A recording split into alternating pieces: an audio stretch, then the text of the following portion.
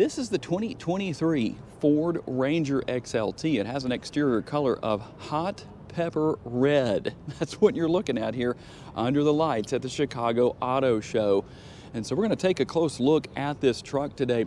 And one thing I am a little surprised at here, you don't have LED lighting here on the front end. You have the halogens with everything, including the fog lights down here. The only LED on the vehicle is going to be on the rear with the tail lights, but not necessarily a bad thing. You could change those out if you wanted to different bulbs. There is underbody skid plating, but can't really give you the absolute best look underneath because, well, obviously we can't move the truck here at the Chicago Auto Show.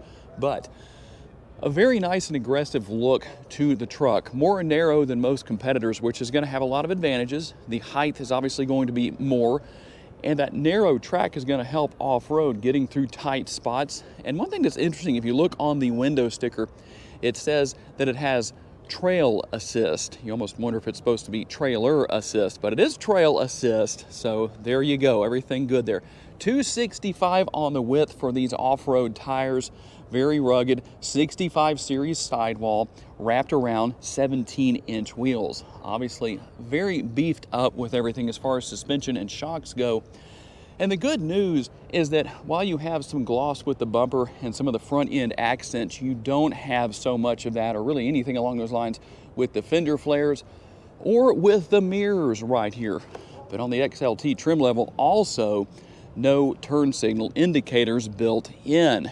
And we'll also have the flat black on the door handles. That's good. You don't want the body color door handles here with this particular model of truck. And then everything just continues its way back here to the rear. Obviously, four-wheel drive, gonna need that. Do have hill start assist, and I couldn't turn anything on today, but here are those LED taillights that I was telling you about. Today I wasn't able to open the hood to show you the 2.3 liter engine that's under the hood, but it does make 270 horsepower and 310 pounds-feet of torque. Mated to a 10-speed automatic transmission. And let's take a look at the MPGs for a mid-sized truck with a little bit of height. What are we talking about? 19 city, 24 highway, 21 combined, 4.8 gallons of gas per every 100 miles you drive. And you can see some nice character lines here on the hood as far as the way everything works its way over, kind of have that dip and then a little bit of a rise, comes up through the middle with a bulge here, but in the very middle area, it's going to actually dip down. So you don't have that bulge in the center, not necessarily something you need.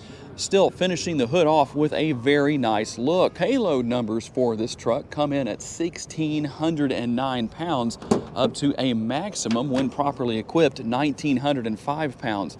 Does not have a dampened tailgate. What do you think about that? You think Ford should add that to these Rangers? We'll take a quick look around. You have a few tie-down points here. Not a whole lot going on here with this particular bed, but one thing that does impress me here is the fact that this truck can tow up to 7,000 pounds. We'll take a look into the interior and see what we have to find there. Really could maybe use a little bit of a step option of some sort. Obviously, you don't want too much down there because that does kind of defeat the purpose of being able to go off-road if it's too low. But it is a little bit high up, so let's see how easy it is to get into. We'll just hop into the back seat here. This front seat is a little far forward, unfortunately kind of dark, so I can't really show you too much here. But we do have the connectivity back here on the rear of the center console. Not too much going on. USB, 12 volt, and no air conditioning vents. But when in a cab of this size, I don't think that is really necessary. And we're going to find a dedicated bottle holder. I say that because of the way that it's shaped right there and its height. That's a perfect area for that. And work our way around to the driver's side. See all of the typical controls here for everything controlling the windows. You can lock and unlock the doors. Here are the controls for the lights. In fact, you don't even have power seats here in the front. We'll take a quick look from the driver's seat. Again, can't really turn anything on, just the way it is on this particular truck at this display. So space up here for whatever you want to put up there. You're going to have the controls for, obviously, you're managing your 10-speed automatic transmission with the traditional shifter.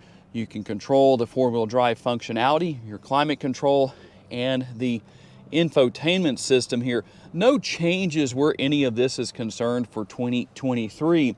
But you might be wondering, if this truck doesn't have any more than it does, what is the price? Is it reasonable? Well, let's take a quick walk over here and take a look and see what you will be paying. $41,485. Tell me what you think down in the comments section.